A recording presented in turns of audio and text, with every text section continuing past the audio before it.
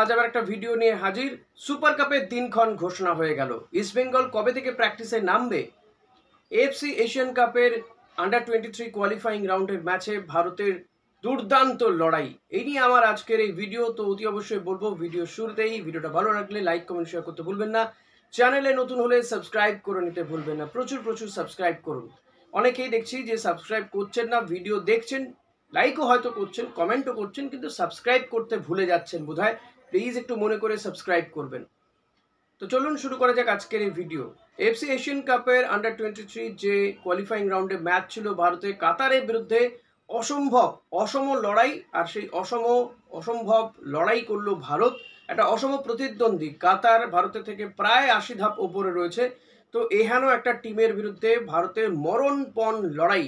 ভারত এক গোলে দীর্ঘক্ষণ ড্র করছিল। ম্যাচটা ড্রই হতো যদি না রেফারি ওরকম অসম্ভব একটা, মানে কি বলবো, ভারতের সাথে কাতারের ম্যাচ হলেই দেখেছি যে কাতারকে টেনে খেলানো হয়।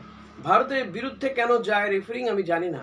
গতকালও যেটা পেনাল্টি দেওয়া হলো ওদেরকে, এমনকি ভারতের ডিফেন্ডারকে রেড কার্ড দেখানো হলো, সেটা পেনাল্টি হয় বলে তো আমার মনে হয় না। বিশ্ব ফুটবলে কোথাও এই ধরনের পেনাল্টি হয় বলে মনে হয় না।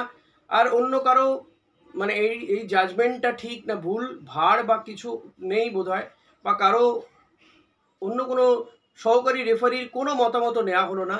স্ট্রেট পেনাল্টি দিয়ে দেওয়া হলো। মনে হচ্ছে রেফারি অপেক্ষা করছিলেন কখন একটা এরকম পজিশন আসবে আর পেনাল্টি তিনি দিয়ে দেবেন। তো যাই হোক, ভারতের এগেনস্টে পেনাল্টি গেল এবং পেনাল্টিতে ওরা গোল করলো, 2-1 গোলে জিতেছে। ভাবুন, ভারতকে হারাতে যথেষ্ট কষ্ট করতে হচ্ছে কাতারের এই টিমকে। এবং ভারতীয় ফুটবলাররা, তরুণ এই ফুটবলাররা অসম্ভব লড়াই করেছে। আগাগোড়া 10 জনে খেলেছে এই রেড কার্ড দেখার ফলে। তারপরে ম্যাচ শেষ হওয়া পর্যন্ত প্রায় 20-25 মিনিট কিন্তু তারা 10 জনে খেলে লড়াই করেছে। যে সবাই যে ডিফেন্সে নেমে এসছে এমনটা নয়, আক্রমণ করেছে মুহুর্মুহুর, গোল হলেও হতে পারতো, কিন্তু গোল হয়নি। এনিহাও ভারত এই গ্রুপের থেকে, মানে কোয়ালিফাইং করার পজিশনে এখনো রয়েছে। লাস্ট ম্যাচ ব্রুনেইয়ের বিরুদ্ধে, ব্রুনেইকে প্রচুর গোল দিতে হবে, তাহলে একটা হয়তো চান্সেস থাকবে রানার আপ হিসেবে যে কটা টিমকে নেওয়া হবে। চ্যাম্পিয়ন, গ্রুপ চ্যাম্পিয়ন ছাড়াও মানে সেকেন্ড রানার আপ, এই কটা টিমকে বোধহয় নেওয়া হবে। তো সেই দিক থেকে ভারতের একটা চান্স এখনও জিইয়ে রয়েছে বলতে হয়। তো দেখা যাক। ব্রুনেই শেষ ম্যাচ, দুর্বল প্রতিপক্ষ যাদেরকে কাতার 13টা গোল দিয়েছিল। ভারতকেও কিন্তু তেমনই বিপুল ব্যবধানে হারাতে হবে। কাজটা অসম্ভব নয়। এই টিমটা যা খেলছে, ভারতীয় টিমটা, সেটা কিন্তু হয়ে যেতে পারে। লেটস সি কি হয়, দেখা যাক। তবে বলবো যে নওশাদ মুসা অসম্ভব ভালো কোচিং করাচ্ছেন, প্লেয়ারদের চয়নও খুব ভালো হয়েছে। আর এই নওশাদ মুসা, তিনি যে টিমটা তৈরি করেছেন, এই টিমটা কিন্তু ভারতীয় সিনিয়র দলের একটা সাপ্লাই লাইন হতে চলেছে এবং এখান থেকে কিন্তু ভারত একটা ভালো স্ট্রাইকারও পেতে পারে। তো দেখা যাক এই টিমটা কতদূর যায়। যদি তারা এএফসি এশিয়ান কাপে কোয়ালিফাই করে আন্ডার-23, তাহলে নিঃসন্দেহে বড় অ্যাচিভমেন্ট হবে এবং এটা ধারাবাহিকতা বজায় রাখতে হবে। কিন্তু এখনো অনেক কিছু কিন্তু বার্ডসের উপর ডিপেন্ড করে আছে। লেটস সি কি হয়। এবার যদি আসা যায় যে সুপার কাপের দিনক্ষণ এআইএফএফ ঘোষণা করে দিল। গতকাল একটা বৈঠক ছিল ভার্চুয়ালি। সেই বৈঠকের পরে এই টেন্ডার ডাকার প্রক্রিয়া, যে কমিটি গঠন করা হচ্ছে, সেসব যেমন বলা হচ্ছে, অবসরপ্রাপ্ত বিচারপতি তার নেতৃত্বেই তিনি এই টেন্ডার প্রক্রিয়া দেখবেন গোটা বিষয়টি। শোনা যাচ্ছে যে দুবাইয়ের একটি বেটিং কোম্পানির সঙ্গে কথাবার্তা চলছে। যদি সব কিছু ঠিকঠাক থাকে হয়তো তাদেরকে টেন্ডারে অংশগ্রহণ করতে বলা হচ্ছে। এখন ভারতে বেটিং কোম্পানিগুলোকে ব্যান করে দেওয়া হয়েছে, কিন্তু দুবাইয়ের ক্ষেত্রে বা বিদেশি বেটিং কোম্পানির ক্ষেত্রে হয়তো সেই নিষেধাজ্ঞা নেই। সেই নিষেধাজ্ঞা না থাকাতে হয়তো তারা এখানে স্পন্সর করতে পারবে। লেটস সি কি হয়।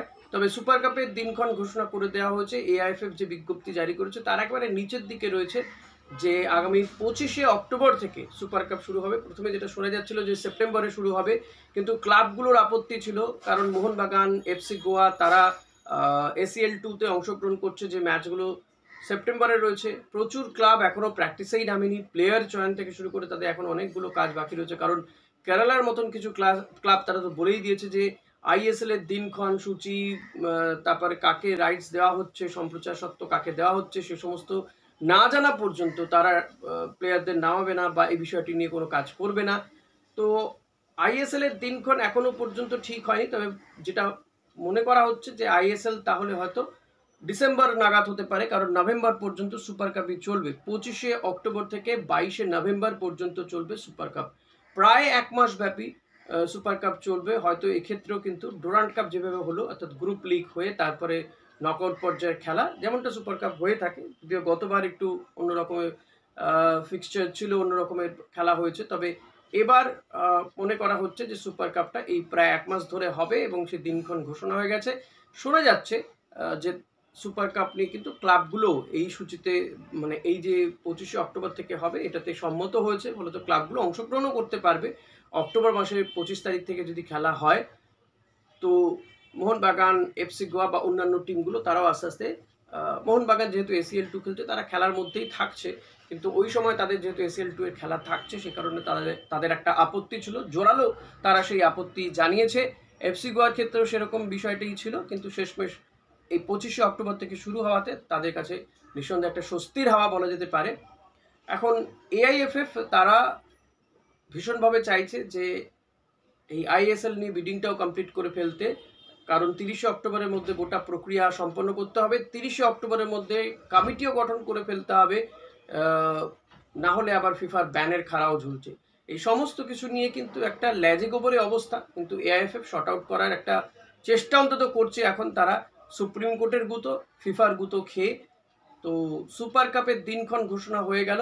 এবার যেটা বড় বিষয়, যে সমস্ত টিমগুলো ডুরান্ড কাপে খেললো তারপরে ছুটি দিয়ে দিয়েছে, প্র্যাকটিস হচ্ছে না, কোনো টিমের প্লেয়াররা জাতীয় টিমে রয়েছে, তারা এবার প্র্যাকটিসে নামবে। ইস্টবেঙ্গল কবে নামবে? শোনা যাচ্ছে আগামী সপ্তাহের মধ্যে ইস্টবেঙ্গলের প্লেয়াররা একে একে চলে আসবে। হামিদ তিনি কিন্তু চলে এসেছেন কলকাতাতে, কারণ তার বাচ্চার পড়াশোনার বিষয়টি রয়েছে, স্কুলে ভর্তি বিষয় রয়েছে, সে কারণে সে কলকাতাতে চলে এসছে। এই মুহূর্তে সে ঘুরে টুরে বেড়াচ্ছে, ভারতেই আছে সে। তো বাকি বিদেশিরাও আস্তে আস্তে চলে আসবে ইস্টবেঙ্গলে, এমনটাই কিন্তু জানা যাচ্ছে। হয়তো সেপ্টেম্বরের শেষের দিক থেকে হয়তো তারা প্র্যাকটিসে, বা সেকেন্ড উইক থার্ড উইক থেকে হয়তো প্র্যাকটিসে নেমে পড়তে পারে, বা আফটার পূজাও প্র্যাকটিসে নামতে পারে। ইস্টবেঙ্গল কিন্তু এবার থেকে তারা তাদের মাঠেই প্র্যাকটিস করতে পারবে, কারণ অ্যাস্ট্রোটার্ফ বসানো হয়েছে ইস্টবেঙ্গল মাঠে। প্রচুর টাকা খরচা করে, কয়েক কোটি টাকা খরচা করে অ্যাস্ট্রোটার্ফ বসানো হয়েছে, সেখানে তারা প্র্যাকটিস করতে পারবে। তো সেক্ষেত্রে কোনো অসুবিধা হবে না প্র্যাকটিসে, ময়দান মানে মাঠ নিয়ে। তো এবার দেখা যাক এক্স্যাক্ট কবে থেকে তারা প্র্যাকটিসে নামতে পারে। আফ্রিকান একজন ফুটবলার সম্পর্কে জানা যাচ্ছে যে ইস্টবেঙ্গল হয়তো তার খোঁজখবর করছে, একজন স্ট্রাইকার, মরক্কান ক্লাবে খেলতো, হামিদের সঙ্গে খেলেছে, প্রচুর গোলও রয়েছে মরক্কান ক্লাবের হয়ে। তো এই প্লেয়ারটিকে ইস্টবেঙ্গল খোঁজখবর নিচ্ছে, একজন স্ট্রাইকার, কারণ হামিদের পাশে হোক, বা যদি হামিদের চোট লাগে তো সেই জায়গায় আরেকজন স্ট্রাইকার তো দরকার, বিদেশি স্ট্রাইকার। তো আফ্রিকান বিদেশি সেনেগালের প্লেয়ারটির দিকে ইস্টবেঙ্গলের নজর রয়েছে। এখনও অনেকটা দূর বলা যেতে পারে বিষয়টা, কারণ ইস্টবেঙ্গল তড়িঘড়ি প্লেয়ারকে নিয়ে আসতে চাইছে না, যেহেতু আইএসএল এর সূচি এখনও কিছু জানা যায়নি। সুপার কাপটা জানা গেল যে কবে থেকে হবে, এরপরে হয়তো আর কয়েকদিনের মধ্যে ফিক্সচারটাও জানা যাবে যে কীভাবে কোন কোন টিম খেলছে, কীভাবে এই টিমগুলোকে কোন গ্রুপে রাখা হচ্ছে, বা কিছু ফিক্সচারটা অল অ্যাবাউটস জানা যাবে হয়তো কয়েকদিনের মধ্যেই। এটা এআইএফএফ আই হোপ কি তারা জানিয়ে দেবে। তো তারপরে টিমগুলো তারা তাদের রণকৌশল কি হতে চলেছে, কবে প্র্যাকটিসে নামবে বা কী করবে, সে সমস্ত বিষয়গুলো ধীরে ধীরে জানা যাবে। তবে গতবার দেখা গিয়েছিল যে সুপার কাপ অতটা জমকালো হয়নি, সুপার কাপকে খুব বেশি গুরুত্ব দিচ্ছিল না ক্লাবগুলো, কারণ তাদের একেবারে বছরের শেষে টুর্নামেন্ট, মরশুমের শেষের টুর্নামেন্ট ছিল। 1-2 হচ্ছে প্লেয়ারদের ছেড়ে দেওয়া হয়েছিল, বেশ কিছু ক্লাব তারা খেলতে চাইছিল না, বেশ কিছু প্লেয়ার ভারতীয় টিমে চলে গিয়েছিল। তবে এবার আর সেই সমস্ত সমস্যা যাতে না হয় সে কারণে মরশুমটা শুরু হবে সুপার কাপ দিয়ে, এবং সেটা একেবারে অক্টোবরের শেষের দিকে 25শে অক্টোবর থেকে শুরু হচ্ছে।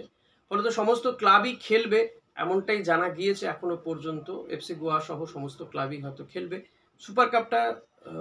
ভালো করে করবার চেষ্টা তো করছে আইএফএফ এবছরে, কারণ এই সুপার কাপে যে চ্যাম্পিয়ন হবে সে আবার পরবর্তীতে এফসিতে খেলার একটা যোগ্যতা পায়। তো যে কারণেই এবার সুপার কাপকে পাখির চোখ করেছে এআইএফএফ, যাতে সেটা ভালো করে করা যায় এবং যাতে খেলো না হয় টুর্নামেন্টটা। কোথায় হবে? উড়িষ্যাতে হওয়ার একটা সম্ভাবনা রয়েছে, আবার হয়তো গুয়াহাটিতেও হতে পারে। এখনো পর্যন্ত ভেন্যুও কনফার্ম হয়নি কিছু। তো উড়িষ্যাতে গত কয়েক বছর ধরে দেখতে পাচ্ছিলাম আমরা হচ্ছে সুপার কাপ, এবারও তেমন একটা হতে পারে। আবার অক্টোবরে কলকাতাতে বেঙ্গল সুপার লিগ সেটাও চালু হচ্ছে। তো সব মিলিয়ে কোথাও যাতে ক্ল্যাশ না করে সেটা একটা বিষয়, কারণ বেঙ্গল সুপার লিগের খেলা এটা ঠিক যে জেলাভিত্তিক হবে খেলাগুলো, কিন্তু কোনো খেলা যদি আবার যুবভারতী ক্রীড়াঙ্গনে বা কৃষ্ণভারতী স্টেডিয়ামে পড়ে তাহলে একটা সমস্যা হতে পারে। তো সেই সমস্ত বিষয়গুলো আমার মনে হয় এআইএফএফ আইএফ এর সঙ্গে কথাবার্তা বলে নিয়ে হয়তো এই বিষয়গুলোকে শর্ট আউট করতে পারবে। তো আই হোপ কি এই সপ্তাহের শুরুর দিকে যখন মানে লাস্ট উইকের শেষের দিকে যখন শনিবার দিন রাতে জানিয়েছে তারা, তো শেষের দিকে তারা যখন জানিয়েছে আগামী সপ্তাহের মধ্যেই হয়তো ফিক্সচারটাও হয়তো চলে আসবে এবং ধীরে ধীরে সমস্ত ক্লাব কিভাবে কি করবে সেটাও জানা যাবে। ইস্টবেঙ্গল তো অতি অবশ্যই, এখন দেখা যাক যে ইস্টবেঙ্গল আর কোনো স্ট্রাইকার নেয় কিনা। এবং ভারতের ম্যাচ রয়েছে, ভারত থার্ড পজিশনে খেলার একটা যোগ্যতা পেয়েছে, মানে এই কাফা নেশনস কাপে সোমবার দিন ম্যাচ রয়েছে।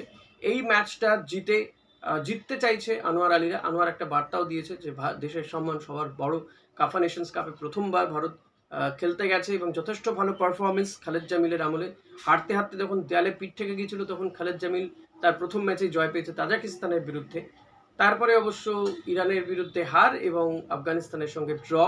যাই হোক, সব মিলিয়ে তারা থার্ড পজিশন খেলার একটা যোগ্যতা পেয়েছে, থার্ড পজিশন পেতে চাইছে। তাই ওমানের বিরুদ্ধে ম্যাচটা অত্যন্ত গুরুত্বপূর্ণ। হ্যাঁ, ওমানের বিরুদ্ধে খেলতে হবে ভারতকে। ম্যাচটা অত্যন্ত গুরুত্ব দিয়ে দেখছেন আনোয়ার আলীরা এবং ভারতের সম্মান যেখানে জড়িয়ে রয়েছে। দেখা যাক শেষ ম্যাচটা ভারত জেতে কিনা। আর একটা প্র্যাকটিস ম্যাচ ভারত পেয়ে গেছে এএফসি এশিয়ান কাপের কোয়ালিফাইং রাউন্ডের ম্যাচের আগে। তো এটাও বড় প্রাপ্তি ভারতের জন্য যে এতগুলো ম্যাচ তারা বিদেশে খেলার একটা সুযোগ পেল, বিদেশি টিমগুলোর বিরুদ্ধে ভালো একটা প্রস্তুতি হলো বলা যেতে পারে। তবে খারাপের মধ্যে যে সঞ্জয় জিঙ্গানের এই চোটটা, যাকে হয়তো এফসি এশিয়ান কাপের কোয়ালিফাইং রাউন্ডের ম্যাচগুলোতে পাওয়া যাবে না, অন্তত আগামী দু একটা ম্যাচে তো পাওয়া যাবে না। এফসি গোয়া তাকে প্রথম একটা দুটো ম্যাচে তাকে পাবে না। তো কিছু করার নেই, দেশের জন্য খেলতে গিয়ে হয়েছে। এখন দেখা যাক কত তাড়াতাড়ি সঞ্জয় জিঙ্গান রিকভার করে। তো এই ছিল আজকের ভিডিওর মূল বিষয়। আশা করি ভিডিওটা আপনাদের মন্দ লাগেনি। যদি ভালো লেগে থাকে তো লাইক করবেন, কমেন্ট করবেন, প্রচুর প্রচুর শেয়ার করুন, হাইপ দিন। আর চ্যানেলে নতুন হলে সাবস্ক্রাইব করতে ভুলবেন না। Thanks a lot.